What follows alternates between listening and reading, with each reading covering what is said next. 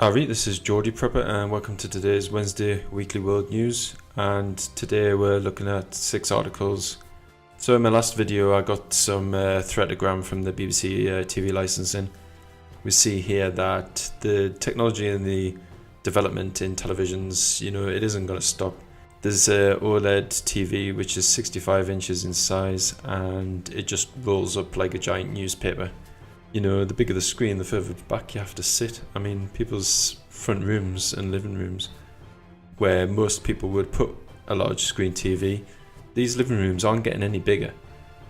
I mean, at some point there's just going to be a television size which simply just can't be accommodated in people's rooms. I don't know why people want to watch TV still, but there you go, it's an option for you, and they're getting thinner, lighter, and you can just roll them up like a large carpet or a rug.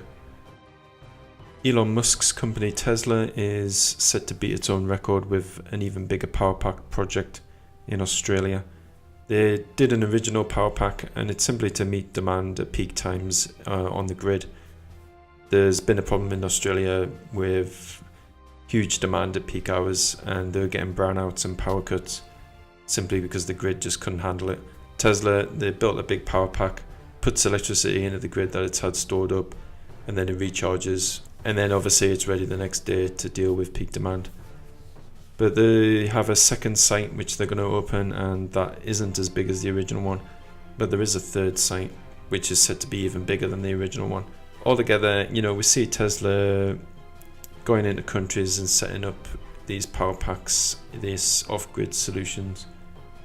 And whilst I truly believe that very small local projects really can help with demand and they can just ease off the pressure that we're putting on fossil fuels, which is only a good thing really. I mean, it takes cash out of the bankers' pockets and it helps reduce a resource which locally can produce a lot of toxins, etc.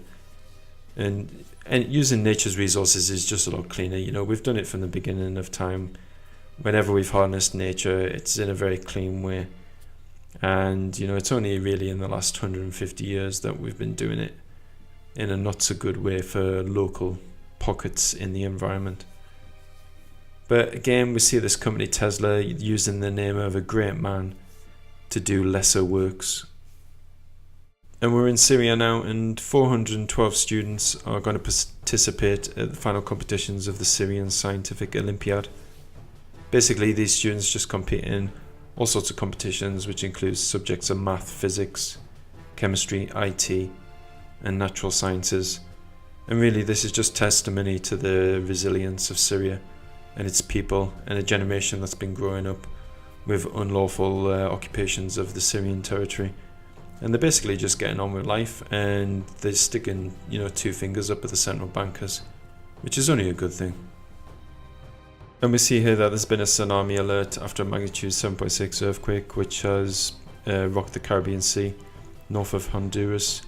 I don't believe there was very much damage done in the area. Really, it goes to show that whilst everything's up and the grid's up, there is a lot of monitoring technology which sees what's going on, reports it, and then makes people aware. So really, if this was taken away from us for whatever reason, or if it just fails or it goes down, then really we have to use our eyes and our senses to monitor what's going on in nature.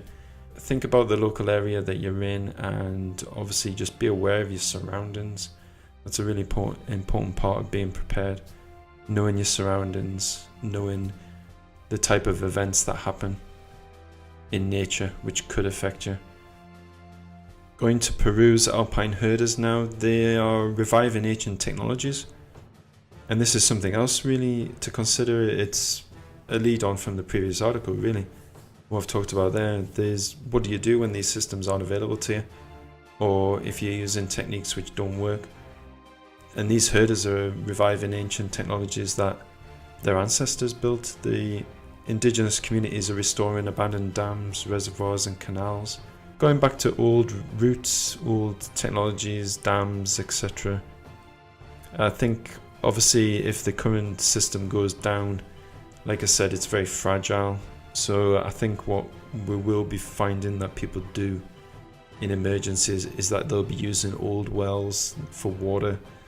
They'll be going to old apple orchards, you know, long abandoned, yet the trees are still growing apples and things like that. So something to consider, really. And finally to Romania, where a pack of 6 wolves has been spotted on surveillance camera. And wolves, obviously, they almost went extinct in Europe.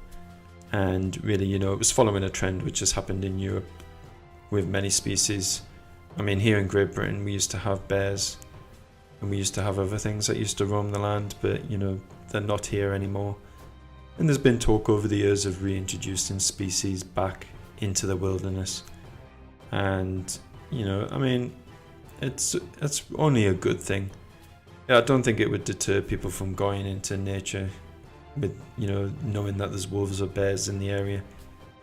Because you just got to respect nature, respect what's living there, and, you know, you get the respect back. And I think it would be highly unlikely that I would ever see any news report of anyone getting eaten by a bear in Great Britain or attacked by a pack of wolves. I mean, there's far more dangerous things just stepping out your front door. So, but again, you know, it's good that these animals that were once well established are making a comeback, for sure.